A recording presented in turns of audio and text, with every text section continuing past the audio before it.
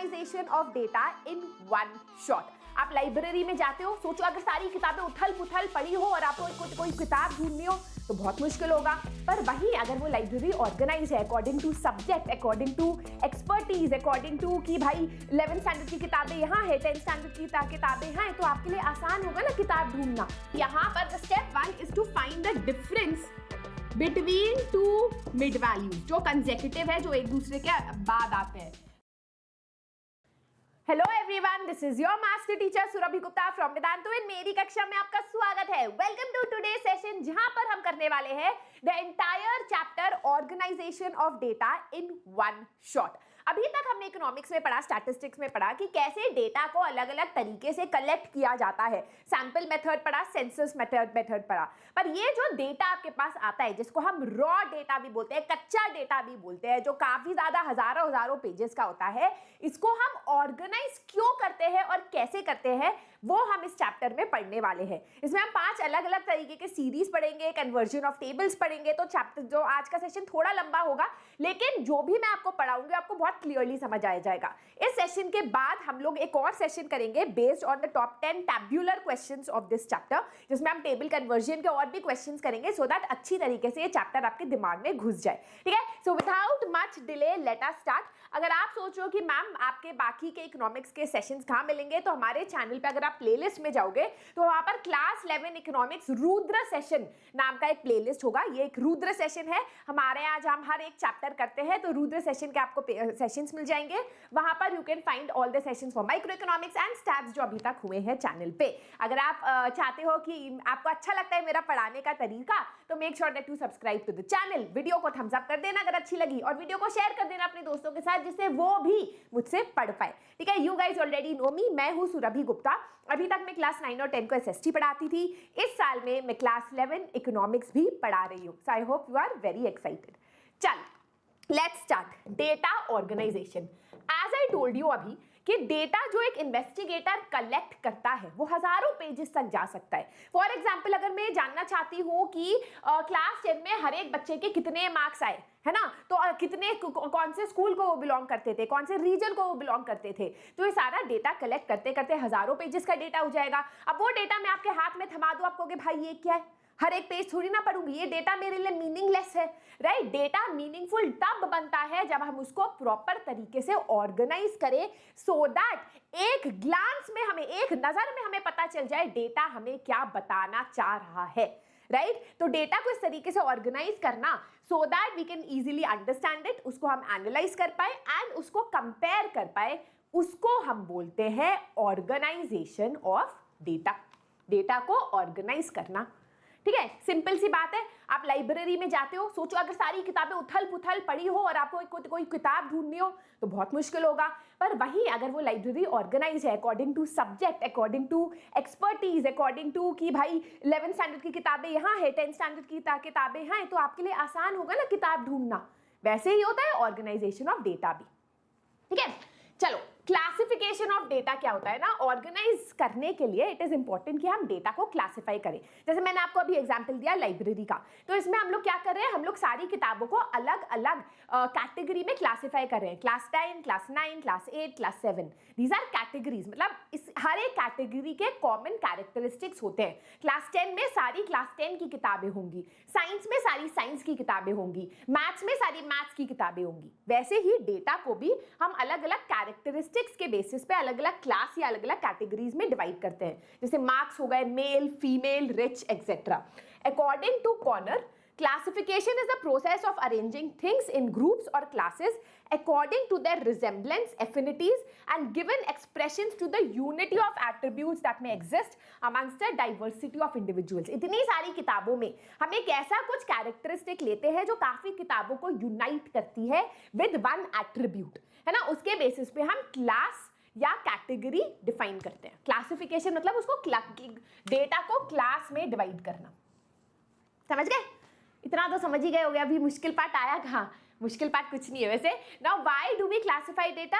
You guys obviously know, to make it brief and simple. अगर हम data को classify नहीं करेंगे तो हम उसको अंडरस्टैंड नहीं कर पाएंगे, तो इसलिए जिससे हम डेटा को ठीक से समझ पाए, एफिशिएंटली समझ पाए, एक कंक्लूजन पे आ पाए, इसीलिए हम डेटा को क्लासिफाई करते हैं। डिस्टिंक्टिवनेस, इट इज इंपॉर्टेंट कि भाई रॉ डेटा अगर हमारे सामने रख दिया तो हमें कभी समझ नहीं आएगा कि अलग अलग डेटा में डिफरेंस क्या है, कि 10 से 20 वाले जो बच्चे हैं वो ज्यादा इलिटरेट है, 20 से 30 वाले ज्यादा लिटरेट है। ये जो डिस्टिंक्टिवनेस है ये हमें तभी पता चलती है जब डेटा क्लासिफाई होता है। यूटिलिटी, तभी ऑफ कोर्स डेटा की यूटिलिटी है, यूजफुलनेस है when it is classified. Without classification data is nothing but a set of numbers जो आपने कलेक्ट किया है, राइट। कंपेरेबिलिटी, आपको पता है कि स्टैटिस्टिक्स में कोई भी नंबर डेटा तब होता है जब हम उसको कंपेयर कर पाए, है ना। और क्लासिफिकेशन और या ऑर्गेनाइजेशन ऑफ डेटा हमें कंपेयर करने में हेल्प करता है, राइट। इफेक्टिव और अट्रैक्टिव कराता है and it is more scientific. अगर मैं आपको ऐसे दे दूं यार देखो इस यहाँ पर जो मतलब बच्चे हैं उनकी ये मार्क्स है 10, 15, 45, 92, 93,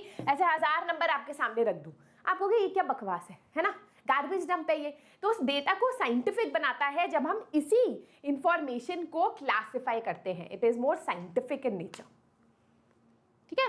नाउ किस तरीके से क्लासिफाई करा जाता है, किस बेसिस पे या किस कैटेगरी पे क्लासिफाई किया जाता है? पहला है आपका ज्योग्राफिकल और स्पेशल क्लासिफिकेशन, मतलब अकॉर्डिंग टू ज्योग्राफी या लोकेशन जब हम डेटा को क्लासिफाई करते हैं। जैसे भाई नॉर्थ इंडिया में इतना कॉटन ग्रो होता है, साउथ इंडिया में इतना, अजमेर में इतना, तो लोकेशन के हिसाब से जब हम क्लासिफाई करते हैं। दिल्ली में एवरेज मार्क्स क्लास 10 के 93 थे, पंजाब में 98 थे, ठीक है। According to location we are classifying data. दूसरा है क्रोनोलॉजिकल या टेम्पोरल क्लासिफिकेशन। यहां पर हम ईयर देखते हैं या मंथ देखते हैं या वीक देखते हैं या क्वार्टर देखते हैं। फॉर एग्जांपल 2010 में किसी कंपनी का प्रॉफिट 20 लाख था, 2011 में 50 लाख था। कभी कभी आप ये भी देखते हो कि 2024 में पास परसेंटेज जो है क्लास 12 बोर्ड एग्जाम्स की 95% बच्चे पास हुए थे, 2023 में 98% बच्चे पास हुए थे। All of this is according to a timeline, इसलिए इसको बोलते हैं क्रोनोलॉजिकल या टेम्पोरल क्लासिफिकेशन। फिर हम आते हैं क्वालिटेटिव क्लासिफिकेशन पे। क्वालिटेटिव का मतलब है on the basis of a quality. Quality मतलब आपकी ऑक्यूपेशन, जो नंबर्स में हम नहीं बोलते कि भाई आपका ऑक्यूपेशन क्या है, आपका रिलीजन क्या है, ब्यूटीफुल, और द ब्यूटी को हम एज सच कैलकुलेट नहीं कर सकते, बट ब्यूटी क्या है, लेवल ऑफ इंटेलिजेंस क्या है।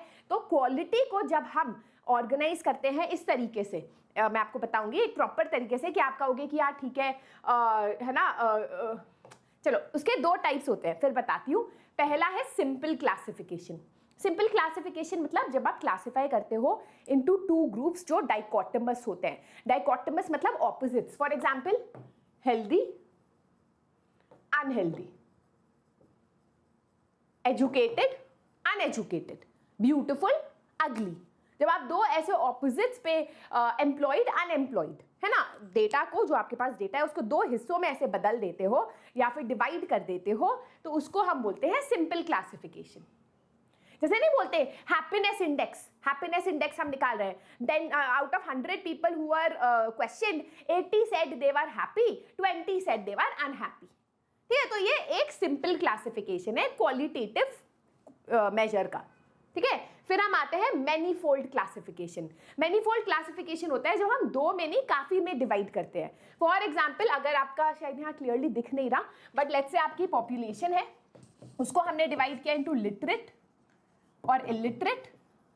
लिटरेट में आपने डिवाइड कर दिया मेल और फीमेल, इसको फर्दर आपने डिवाइड कर दिया एज के हिसाब से 0 से 10, 10 to 20, यहाँ भी 0। तो आप देख रहे हो सिर्फ दो में डिवाइडेड नहीं है, काफी सारे फोल्ड्स है इस क्लासिफिकेशन में। It is further divided so that more attributes can be put forward, और ज्यादा एट्रीब्यूट्स और ज्यादा इंफॉर्मेशन आपको दी जा रही है इस मैनीफोल्ड क्लासिफिकेशन में, ठीक है। इसको बोलते हैं क्वालिटेटिव क्लासिफिकेशन। तो एक एग्जांपल भी है यहाँ, क्वालिटेटिव डेटा होता है जेंडर, रिलीजन, मैरिटल स्टेटस, है ना। मैरिटल स्टेटस आप पूछोगे मेल फीमेल, कितने लोग फीमेल है, मेल है, अलग अलग problem, social class, all of that. Quantitative होता है जिसको आप नंबर्स में लिखते हो, राइट, जैसे age, height, weight, income, group size, test score, rank, ठीक है। जिसको भी आप नंबर में लिखते हो क्वांटिटेटिव, हम कर चुके हैं, मैं आपको बस रिवाइज करा रही हूँ एक बार, कभी भूल गए हो। अब हम आते हैं most important part of the chapter पे, दैट इज क्वांटिटेटिव क्लासिफिकेशन। ठीक है, मैं बस मेक श्योर कर रही हूँ कि सब मैं बता रही हूँ या नहीं। क्वांटिटेटिव क्लासिफिकेशन या फिर न्यूमेरिकल क्लासिफिकेशन, ये सबसे बात ज्यादा इंपॉर्टेंट है क्योंकि statistics is all about this number, right. तो क्वांटिटेटिव क्लासिफिकेशन ऑफ डेटा में न्यूमेरिकल वैल्यूज को फ्रेम किया जाता है इन सच अ वे कि आपको लोएस्ट और हाईएस्ट रेंज पता हो, as well as range of values in the data. For example यहाँ पर इस डेटा में आपको बताया जा रहा है कि 30 to 40 kg 10 स्टूडेंट्स के हैं, 40 to 50 kg 22 स्टूडेंट्स के हैं। तो क्या है, नंबर्स के बेसिस पे आपको डेटा दिया जा रहा है, एक प्रॉपर रेंज, इसको बोलते हैं रेंज, है ना। 40 से 50 रेंज में इतने बच्चे हैं, एक प्रॉपर रेंज में दिया गया है, keeping in view lowest and highest range. ये आपका लोएस्ट है 30, है ना, आपका 40 यहाँ पर हाईएस्ट है, right. Quantitative classification is also called classification bye variables. अब इसको ऐसा क्यों बोला जाता है ये हम आगे पढ़ेंगे जब हम समझेंगे वेरिएबल क्या होता है। ठीक है ना, व्हाट इज वेरिएबल? वेरिएबल होता है व्हेन एक्स हमेशा बदलती रहती है। हम भी ऐसे, हमारी भी एक्स बदलती रहती है, कल कोई था परसों कोई था, उसकी बात नहीं कर रही मैं। हा एक्स बदलता रहता है, मतलब फॉर एग्जाम्पल अगर मैं आपको बोलूं कि इस क्लास में बच्चों के क्या क्या मार्क्स है, तो ऐसा कभी नहीं होगा कि सारे बच्चों के एग्जैक्टली 93.5 है, नहीं होगा ना। एक किसी बच्चे का 60 होगा, किसी बच्चे का 80 होगा, किसी बच्चे का 90 होगा। तो जब एक्स बदलता रहता है इसको हम बोलते हैं वेरिएबल। ठीक है, it is derived from the word vary which means change और to differ. A variable refers to the quantity or characteristic whose value varies from one investigation to another. किसी कहीं अगर आप हाइट की इन्वेस्टिगेशन कर रहे हो तो एक्स चेंज होता रहेगा, वेट की इन्वेस्टिगेशन कर रहे हो तो ये वेरिएबल्स होते हैं। ठीक है, अब हमारे पास दो टाइप ऑफ वेरिएबल्स है। पहला है डिस्क्रीट वेरिएबल, फिर आता है आपका कंटिन्यूअस वेरिएबल। ठीक है, इसको ध्यान से सुनना है यहाँ फोकस करके। डिस्क्रीट वेरिएबल वो होता है which can be expressed in complete numbers. For example अगर मैं आपसे पूछूं कि आपकी रैंक क्या है, तो आप कहोगे या तो मेरी रैंक 6 है, या मेरी रैंक 8 है, या मेरी रैंक 12 है, या मेरी रैंक 1 है। आप ये नहीं बोलोगे मेरी रैंक 1.5 है, राइट। तो दैट इज, या फिर आप बोलोगे number of teachers in a school, तो आप कहोगे 5 टीचर्स है, 10 टीचर्स। आप ये नहीं कहोगे 10 टीचर्स और 3/4 टीचर है। 3/4 टीचर ऐसा नहीं है ऊपर से 3/4 आ रहा है नीचे के पैर, मतलब ओके मतलब you don't say it like that, right. तो आप जो है number of teachers in a school भी टोटल नंबर्स में बोलते हो। तो जब आप टोटल नंबर्स में अपना डेटा बोलते हो उसको हम बोलते हैं डिस्क्रीट वेरिएबल। इसको हम कलेक्ट करते हैं काउंट करके। When we count and collect that data, it is called discrete variable. फिर हम आते हैं कंटिन्यूअस वेरिएबल में। कंटिन्यूअस वेरिएबल में आप मेजर करते हो, मेजर करके अपना डेटा कलेक्ट करते हो। फॉर एग्जांपल हाइट, अब हाइट आपकी 4 फीट भी हो सकती है, 4.5 फीट भी हो सकती है, 6 फीट भी हो सकती है, राइट। तो you take every possible value integral और fractional in a specified given range. Height of an individual can be decimals, तो इसको आप मेजरमेंट के थ्रू करते हो। तो यहाँ पर आप यूजुअली ऐसे लिखते हो कि किसकी हाइट जो है 0 से 2 फीट तक है, 2 से 5 फीट तक है ना, 5 से 8 फीट तक है। इस तरीके से जब आप रेंज में लिखते हो तो उसमें सब कुछ आ जाता है, 2.5 भी आ जाता है, 3.5 भी आ जाता है ना। इसको आप यहाँ नहीं लिख सकते डेफिनेट वेरिएबल में, क्योंकि 3.5 होता ही नहीं डेफिनेट वेरिएबल, कहाँ लिखोगे, राइट। इसको आप कंटिन्यूअस वेरिएबल में इस तरीके से लिखते हो। समझ गए? दो टाइप ऑफ वेरिएबल्स होते हैं जहां आप टोटल नंबर्स की बात कर रहे हो, जैसे number of students in a school, your rank in IIT JEE, it is a discrete variable. But when you are talking about decimals, fractions, तब हम कंटिन्यूअस वेरिएबल में उसको डालते हैं इस तरीके से लिखकर।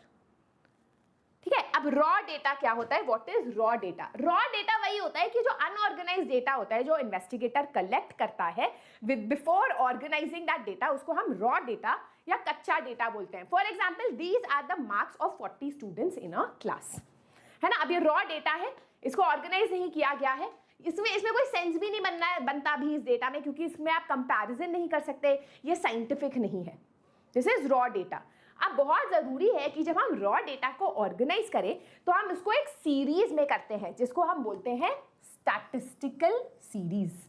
क्या बोलते हैं उसको? Statistical series, right. अब ये जो स्टैटिस्टिकल सीरीज होती है, दैट इज अ सीक्वेंस। अब वो कुछ भी हो सकता है, सीक्वेंस मतलब आपने उसे असेंडिंग ऑर्डर में कर दिया, डिसेंडिंग ऑर्डर में कर दिया, ये सब एक तरीके का स्टैटिस्टिकल सीरीज है। Arranging classified data in some logical order according to size, occurrence या फिर कोई अदर कैरेक्टरिस्टिक, उसको हम बोलते हैं स्टैटिस्टिकल सीरीज। फॉर एग्जांपल यहाँ आप देख सकते हो, आपने एज लिख दी है ना कि भाई 20, 21 टू 20 एज के जो बच्चे हैं वो 5 है, 21 एज के जो बच्चे हैं वो 8 है, 22 के जो एज के बच्चे हैं वो 10 है, right. So that is how you put any data into a statistical series. अब जो स्टैटिस्टिकल सीरीज है वो भी अलग अलग टाइप के होते हैं। पहला है आपका इंडिविजुअल सीरीज, दूसरा है आपका फ्रीक्वेंसी सीरीज। ध्यान से सुनना, इंडिविजुअल सीरीज क्या होता है, जब कोई भी आइटम जो है रिपीट नहीं होता उसको आप इंडिविजुअल सीरीज में कल लिख सकते हो। फॉर एग्जाम्पल 5 बच्चे सुरभि मैम के ट्यूशन में आते हैं और उन 5 बच्चों के मार्क्स है 20, 30, 40, 50, 1, 2, 3, 4, 60, अलग अलग मार्क्स है। तो आपने ऐसे टेबल बना दी, सीरियल नंबर लिखा, मार्क्स लिखा, है ना, मार्क्स दैट इज x, और आपने अपनी टेबल बना दी। सब अलग अलग है, रिपीट नहीं हो रहे हैं, that is your individual series. But what if यहाँ पर आप सिर्फ 5 बच्चों की नहीं बल्कि 1000 बच्चों की बात कर रहे हो, तो ऑब्वियस ही बात है कि हो सकता है यहाँ पर रेपिटेशन हो, 10 बच्चों के 95 आए हो, 8 बच्चों के 45 आए हो, है ना। तो उसको आप यहाँ कैसे लिखोगे, बहुत मुश्किल होगा। इस सिचुएशन में हम यूज करते हैं फ्रीक्वेंसी सीरीज, ठीक है। फ्रीक्वेंसी का मतलब क्या होता है, फ्रीक्वेंसी का मतलब होता है जो रिपीट होता है। फ्रीक्वेंसी मतलब repetition. It is a series in which individual values differ from each other by definite amount, और वो बार बार रिपीट होते हैं, ठीक है। अब इसको हम समझेंगे in the form of discrete series, frequent array या continuous series. Continuous series, continuous variables अलग अलग है, ठीक है। अब यहां पर कुछ इंपॉर्टेंट टर्म समझते हैं। फ्रीक्वेंसी क्या होता है, जब आपका कोई भी चीज वेरिएबल बार बार रिपीट होता है, any variable, for example height हो गया, मार्क्स हो गए, है ना, एक ही बच्चे 5 बच्चों के सेम मार्क्स हैं, तो दैट इज योर फ्रीक्वेंसी। तो लेट अस से अगर आपकी क्लास में 8 बच्चों के 95 मार्क्स है, तो यहाँ फ्रीक्वेंसी कितनी हुई, 8 बार रिपीट हो रहा है 95 मार्क्स, ठीक है, दैट इज योर फ्रीक्वेंसी। अब क्लास फ्रीक्वेंसी क्या होता है, क्लास फ्रीक्वेंसी होता है number of times an item repeats itself corresponding to a range of value. तो मैं अगर बोलूं कि 40 से 45 मार्क्स, 45 से 50 मार्क्स, 5 बच्चों का है, 6 बच्चों का है, तो ये जो 5 बच्चे और 6 बच्चे हैं ये आपका क्लास फ्रीक्वेंसी है कि इस क्लास में इतनी बार बच्चे, इतने बच्चों के मार्क्स आए हैं, तो इसको क्लास फ्रीक्वेंसी बोलते हैं। अब हम समझते हैं पहला सीरीज, जैसे दैट इज डिस्क्रीट सीरीज, जिसको फ्रीक्वेंसी एरे भी बोला जाता है, ठीक है। डिस्क्रीट सीरीज में data is presented in a way that exact measurement of items are clearly shown, there are no class intervals. तो फॉर एग्जाम्पल, यहाँ पर एग्जाम्पल लेके समझते हैं, यहाँ पर आपको दिखाए गए हैं कितने मार्क्स ऑब्टेन किए हैं 25 स्टूडेंट्स ने इन एन इकोनॉमिक्स टेस्ट, ठीक है। आपको मार्क्स दिया गया है, तो आपको क्या करना है, या तो आप ये कर सकते हो जो मैं कर रही हूं कि भाई 20 मार्क्स हैं, 20 मार्क्स कितने बच्चों के हैं, 1, 2, 3 बच्चों के आए। 15 मार्क्स कितने बच्चों के आए, 1, 2, 3 बच्चों के आए, ठीक है। 30 मार्क्स कितने बच्चों के आए, 1, 2, 4, तो बीच में कंफ्यूज हो जाओगे यार, 3 था, 4 था, है ना, या फिर बीच में आप कोई नंबर भी मिस कर सकते हो कि भाई क्या हो रहा है, राइट। तो इससे अच्छा हम लोग किस तरीके से इसको मेजर करते हैं, वी यूज द टूल जिसको बोलते हैं टैली बार, जिसको लोग टैली भी बोलते हैं, टैली करना, हिंदी में हम लोग बहुत बोलते हैं टैली करना या टैली बार। इसमें क्या होता है, इसमें आप एक टेबल बनाओगे,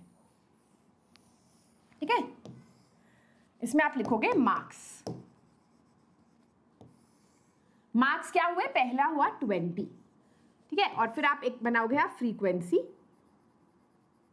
और यहां बनाओगे टैली बार,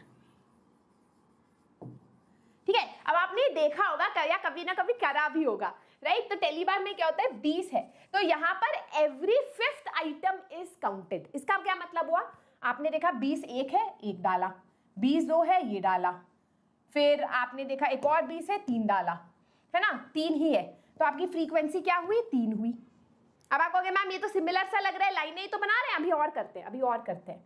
ठीक है, लेवेटर से आपने लिखा 15, कितने हुए 15, एक हुआ, 15 दो हुआ, तो 1 2 3, इसकी फ्रीक्वेंसी भी 3 हुई, राइट। वैसे हम 30 पे आएंगे, 30 एक हुआ, 30 1 2 3 4, और ये जो 5th आइटम होगा इसमें हम इसको इस तरीके से कट करेंगे, ठीक है, और यहां लिखेंगे 5। बट लेट अस से, मैं इसमें अभी जा नहीं रही हूं, लेट अस से जो अगला मार्क्स है 40, उसमें आप 1 2 3 4 5 1 2 3 4 5 इस तरीके से टैली करते हो, तो 5 + 5 = 10। तो इस तरीके से जब आप बंचेस बनाते हो, it is much easier and much more scientific जब आप अपनी फ्रीक्वेंसी लिखते हो और काउंटिंग करते हो, ठीक है। तो जब बहुत ज्यादा डेटा होता है या डिस्क्रीट आपके इस तरीके से आप सीरीज बनाना चाहते हो, तो the tool that you use is the frequency bar, ठीक है। इसको हम क्या बोलते हैं, फ्रीक्वेंसी एरे भी बोलते हैं, we call it frequency array as well. Clear? Now let us say आपको कोई डेटा मिले जिसमें कि डेटा बहुत बड़ा है, ठीक है, और डेटा में इस तरीके के नंबर्स भी है, 15.3 15.4 15.5, तो आप कितना बड़ा टेबल बनाओगे, है ना, और किस तरीके से अपनी काउंटिंग करोगे, it will be very difficult. तो ऐसे सिचुएशन में हम लोग लेते हैं कंटिन्यूअस या फ्रीक्वेंसी डिस्ट्रीब्यूशन, है ना। इस फॉर्मेट में हम लोग डेटा को प्रेजेंट करते हैं जब डेटा बहुत ज्यादा ऐसे पॉइंट में आ जाता है, डेटा बहुत ज्यादा बड़ा होता है, ठीक है। तो यहां पर we will take a table, ठीक है, and we will do marks frequency, ठीक है। तो लेट अस से आपके मार्क्स हैं 0 to 10, 10 to 20, 20 to 30, 40 मार्क्स का पेपर है, 30 to 40। 0 to 10 कितने बच्चों के मार्क्स हैं, 40।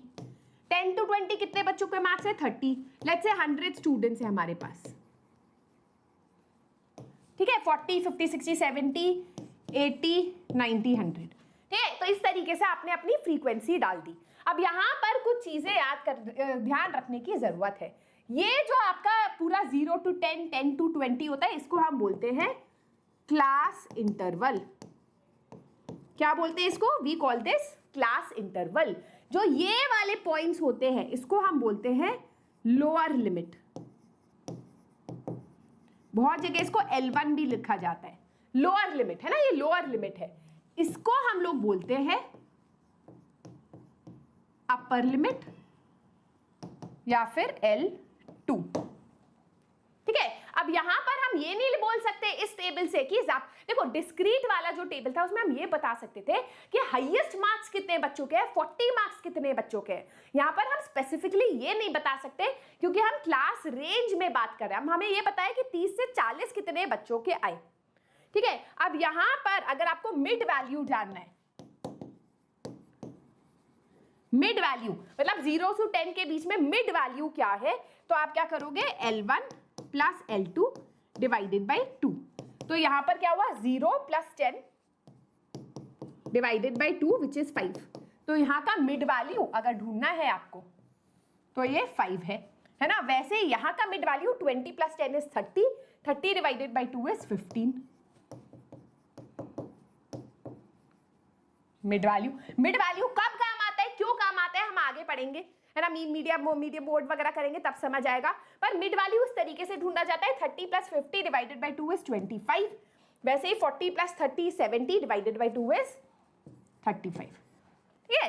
That is your mid value. इतना समझ आ गया, सिंपल है ना, सिंपल है। तो वीडियो को थम्स अप कर दो अगर आपने अभी तक नहीं किया, चैनल को सब्सक्राइब करना मत भूलना। And let's move forward. Now let's talk about types of frequency distribution. Frequency distribution वो वाली टेबल होती है जिसमें क्लास रेंज होता है, क्लास रेंज के हिसाब से आप फ्रीक्वेंसी बताते हो, बट इसके भी अलग अलग टाइप्स है।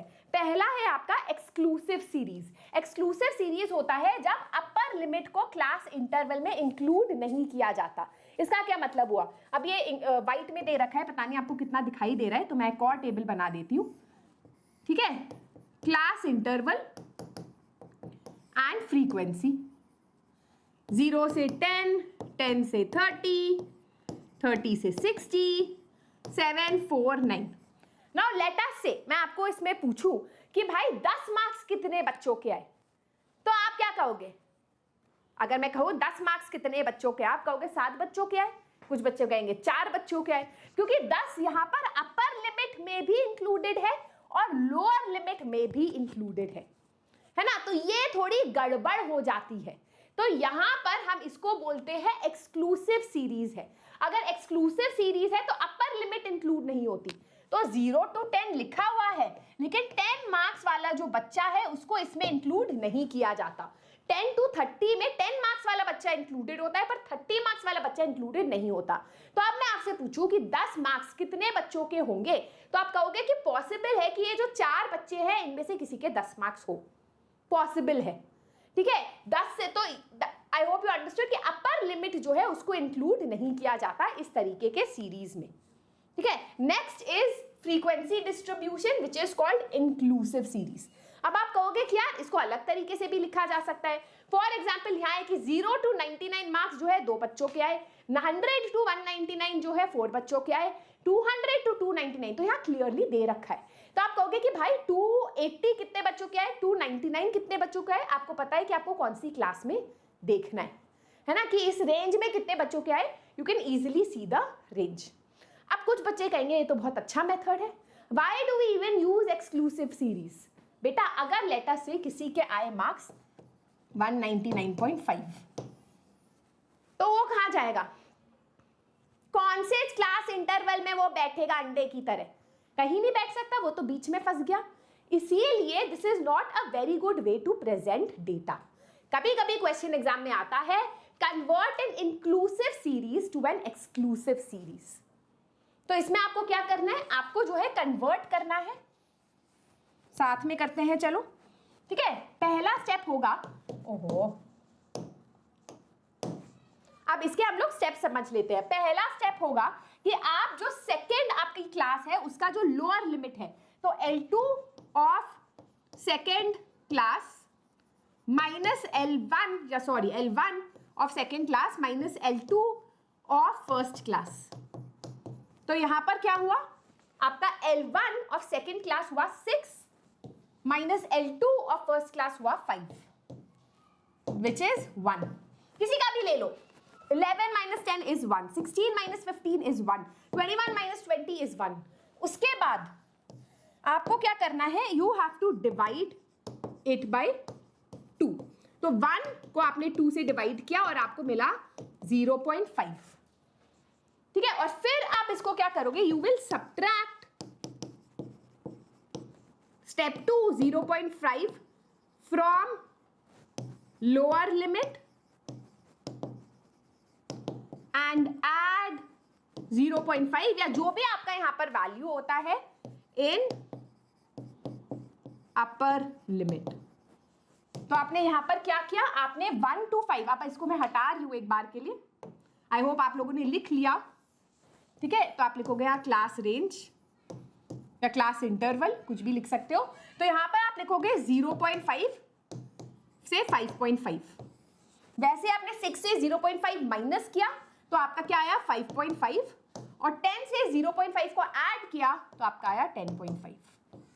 समझ आ गया? आपको क्या करना है, आपको कुछ नहीं करना, आपको यहाँ पर जो अपर लिमिट है ना, और lower limit of the second category उसको सब्ट्रैक्ट करना है। आपका आया 1, फिर आपको उसे 2 से डिवाइड करना है क्योंकि you need half the number है ना जो उसके बीच का है, और आपको यहाँ आया 0.5। फिर आपको फर्स्ट डिजिट को, लोअर लिमिट को 0.5 सब्ट्रैक्ट करना है और अपर लिमिट में 0.5 ऐड करना है, and then this will become an exclusive series, जहां पर जिसके 5.5 मार्क्स है वो लोअर लिमिट में होगा तभी ऐड होगा, upper limit is not included, that is your exclusive series. ये बहुत ज्यादा जरूरी है करना, ठीक है। ऑलराइट, अब हम लोग एंड नहीं हुआ है, अब हम आते हैं ओपन एंड सीरीज में। ओपन एंड सीरीज मतलब एंड ही नहीं है, ओपन है उसकी एंडिंग, है ना। तो फॉर एग्जांपल आपको ये टेबल दिख रही है, यहाँ पर लिखा है बिलो 10 जो है 4 लोगों के मार्क्स आए हैं, 10 to 15 2 नंबर लोगों के मार्क्स आए, और एंड में आपको क्लास रेंज नहीं दिया गया है, क्लास इंटरवल नहीं दिया गया, आपको दिया गया है 30 एंड अबव। तो इसको हम बोलते हैं frequency distribution, where the ends या series is open ended. Again ये बहुत अच्छा तरीका नहीं है अपना डेटा को प्रेजेंट करने का, क्योंकि यहाँ पर भी बहुत कंफ्यूजन होगा अगर आप मीन मीडियन मोड निकालना चाहते हो तो, राइट। तो इसीलिए इसको भी हमें आना चाहिए to convert open end series to exclusive series. कैसे करेंगे? तो लेस देन 5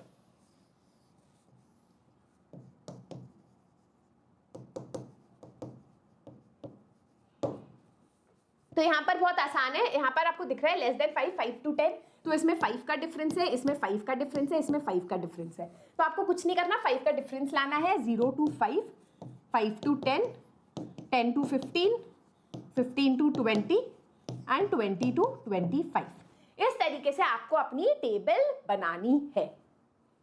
क्लियर? चलो अब हम आते हैं मिड वैल्यू सीरीज पे। मिड वैल्यू सीरीज वो सीरीज होती है जिसमें आपको मिड वैल्यू दी होती है instead of the class range. अब ऑब्वियसली ये वाला डेटा बहुत ज्यादा क्लियर नहीं है, तो वी शुड अगेन नो कि मिड वैल्यू सीरीज को how can we convert to an exclusive series. ठीक है, इसको बहुत ध्यान से सुनना। ठीक है, यहां पर आपको क्या करना है, पहले मैं यहां लिख देती हूं।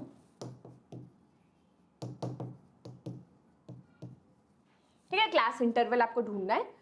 तो सबसे पहले यहां पर the step 1 is to find the difference between two mid values जो कंसेक्यूटिव है, जो एक दूसरे के बाद आते हैं। तो यहाँ पर 20 माइनस 10 इज 10। फिर उसको आपको करना है डिवाइड बाय 2। तो यहाँ 10 डिवाइडेड बाय 2 इज 5। और फिर उसके बाद आपको क्या करना है, आपको इसको ऐड और सब्ट्रैक्ट करना है। तो first you will subtract and add to the lower limit and upper limit. तो 10 में से अगर आप 5 को सब्ट्रैक्ट करते हो आपको 5 मिलेगा, और ऐड करते हो अगर 5 तो 15 मिलेगा।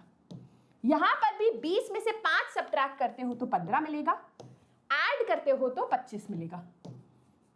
30 में से 5 को सब्ट्रैक्ट करते हो तो 25 मिलेगा, 5 को ऐड करते हो तो 35 मिलेगा। 40 में से 5 को सब्ट्रैक्ट करते हो तो 35 मिलेगा, ऐड करते हो तो 45 मिलेगा। इस तरीके से आपकी रेंज जो है बन जाती है। You have converted a mid value table to an exclusive series. इस पे क्वेश्चंस आते हैं, तो आपने क्या किया, पहले डिफरेंस लिया मिड वैल्यू का, उसको 2 से डिवाइड किया, और फिर जो आपको नंबर आया you subtracted it and added it, और आपको रेंज मिल जाती है, क्लास इंटरवल मिल जाता है। क्लियर? यस। अब हम आते हैं final part of the chapter पे, that is cumulative frequency series. ये आपके चैप्टर का सबसे ज्यादा इंपॉर्टेंट पार्ट है, और इसी तरीके से डेटा यूजुअली बहुत जगह प्रेजेंट किया जाता है।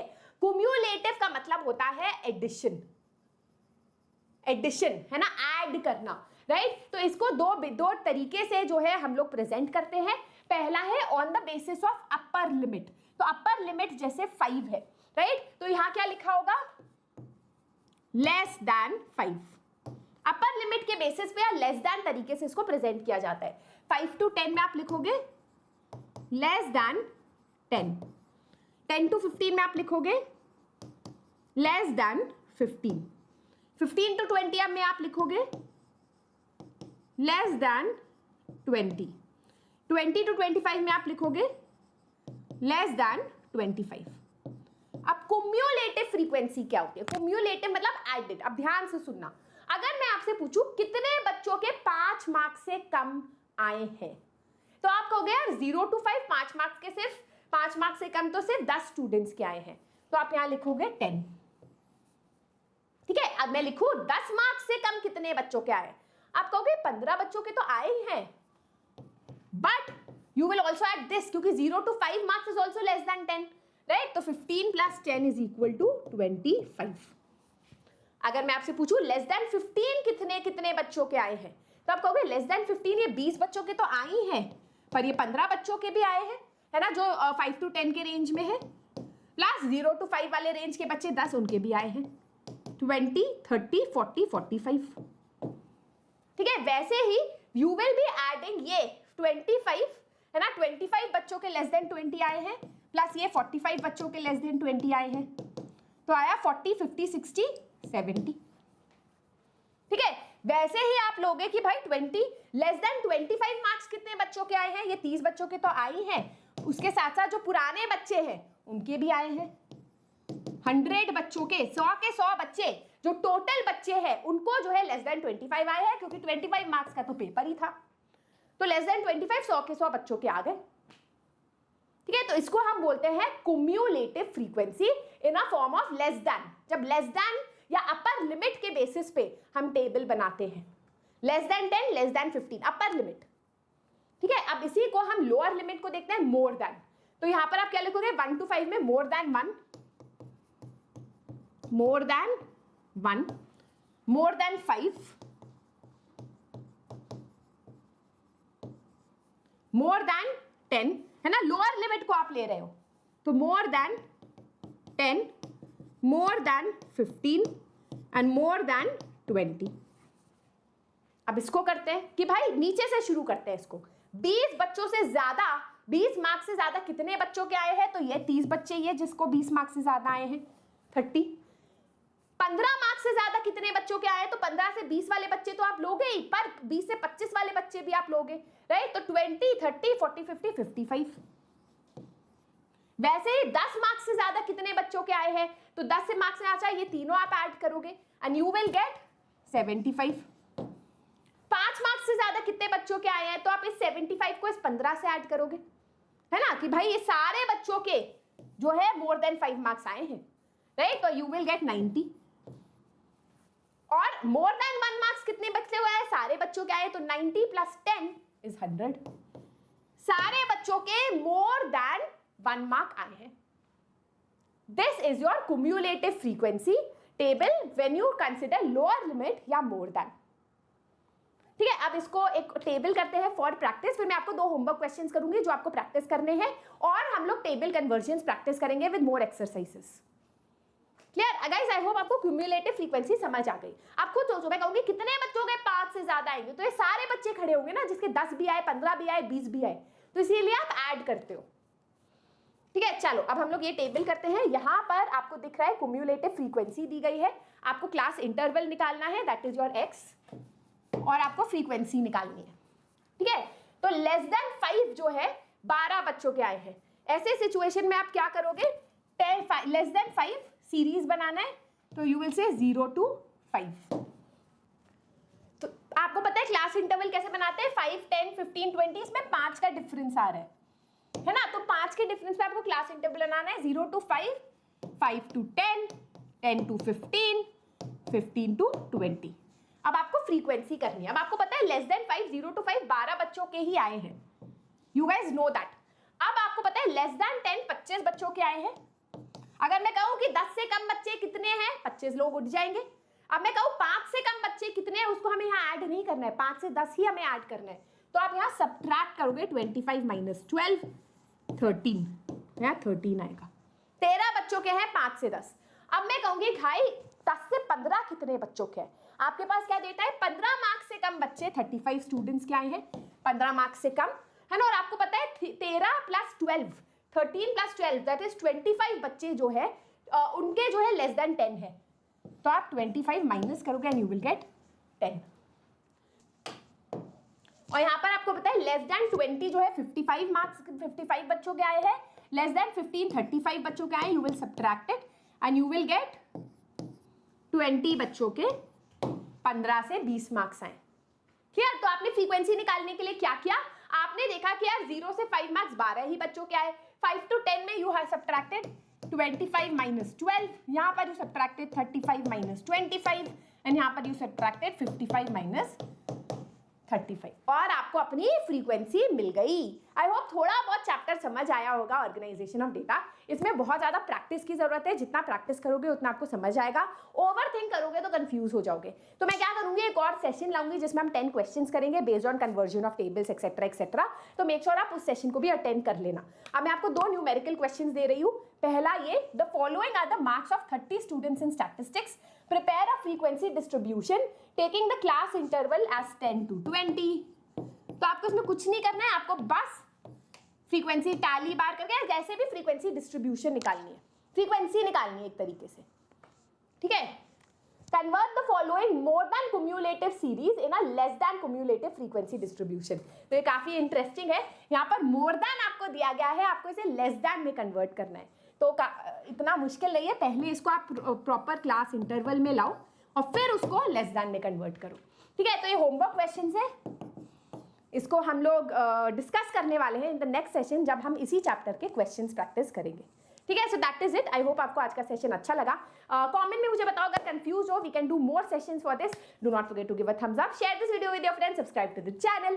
This is your master teacher Surabhi signing out. अच्छा, जाने से पहले अगर आप लोगों को अभी भी लग रहा है कि मोर क्वेश्चंस फॉर प्रैक्टिस चाहिए, तो क्लास 11 इकोनॉमिक्स के लिए मैंने 5 पेपर्स बनाए हैं आपके पीरियोडिकल्स के लिए, जिसका लिंक आपको डिस्क्रिप्शन बॉक्स में मिलेगा। That is free, totally free. तो उसको आप दबाओ, उस लिंक को दबाओ and you can download all the papers. ठीक है, so that is it for today. This is your master teacher Surabhi signing out.